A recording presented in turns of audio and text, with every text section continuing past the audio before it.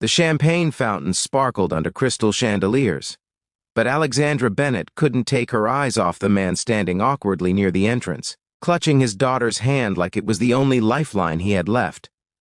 She had invited Daniel Morrison to her sister's wedding on an impulse that morning, never imagining that this simple act of kindness would unravel a truth that would leave everyone in that ballroom breathless.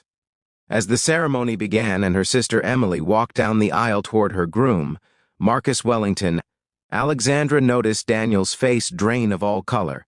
And then, in a moment that seemed to stop time itself, Marcus looked past his bride, locked eyes with Daniel, and mouthed a single word that would change everything, boss.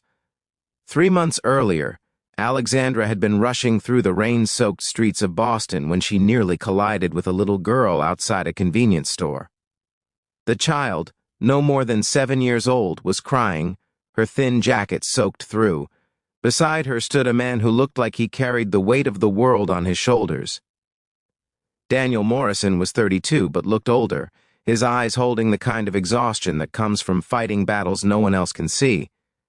He apologized profusely for his daughter Lily being in the way, explained they were waiting for the bus, that his car had broken down weeks ago and he couldn't afford to fix it. Something in his voice, the quiet dignity mixed with desperation, made Alexandra stop.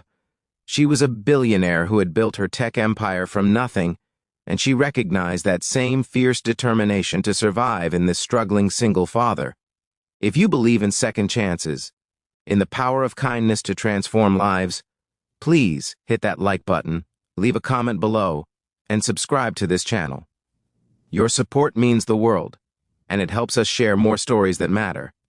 Alexandra learned that Daniel had lost his wife to cancer 2 years prior and had been drowning in medical debt ever since.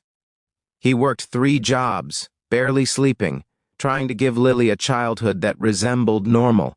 He had once been a project manager at a prestigious firm, but grief and responsibility had forced him to take whatever work he could find. That rainy afternoon, Alexandra made a decision that surprised even herself. She offered Daniel a position at her company, a real job with dignity and a future. She helped him find affordable childcare for Lily.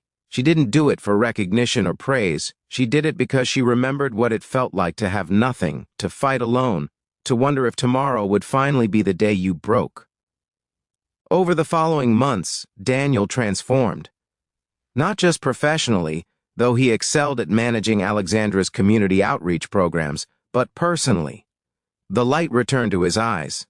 Lily laughed again. He began to rebuild the life that tragedy had demolished.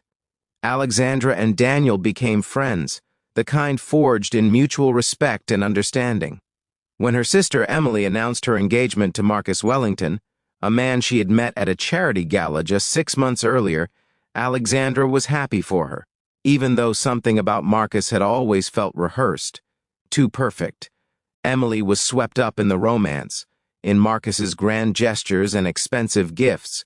When Alexandra mentioned bringing Daniel and Lily to the wedding, Emily had hesitated, worried about appearances, about what their wealthy friends would think. But Alexandra insisted. Daniel deserved to celebrate life again, to wear a nice suit and feel like he belonged somewhere beautiful. Now, standing in that ballroom, watching Marcus's face pale as he recognized Daniel, Alexandra felt her instincts scream that something was terribly wrong. The ceremony paused. Marcus stepped away from Emily, his polished composure cracking. He walked toward Daniel, and the entire room held its breath. Then Marcus did something no one expected.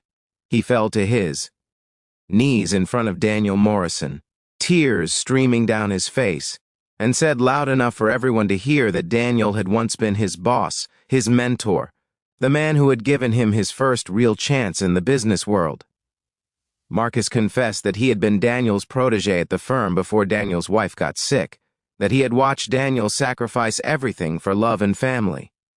Marcus had built his own success on the foundations Daniel had taught him, but he had been too ashamed to reach out, too caught up in his own ambition to check on the man who had changed his life.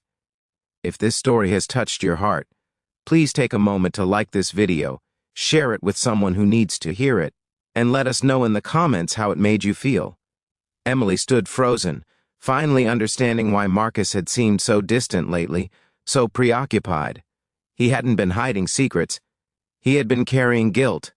Marcus looked at his bride and then back at Daniel, asking for forgiveness for not being there when Daniel needed him most. Daniel, this man who had lost everything and clawed his way back with nothing but love for his daughter and dignity in his heart, simply reached down and helped Marcus to his feet. He told Marcus that success meant nothing if we forgot where we came from, but redemption was always possible if we had the courage to face our past.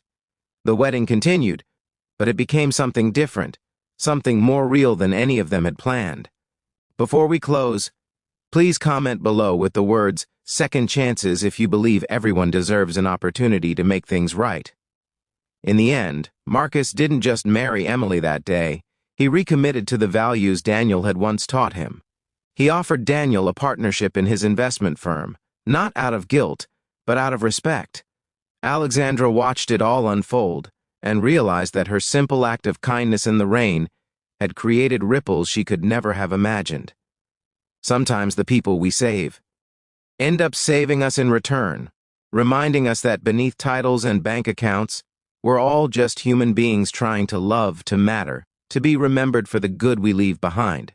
Daniel Morrison had lost everything and found something more valuable than he ever had before, a community that valued him not for what he owned, but for who he was. And that was worth more than all the wealth in the world.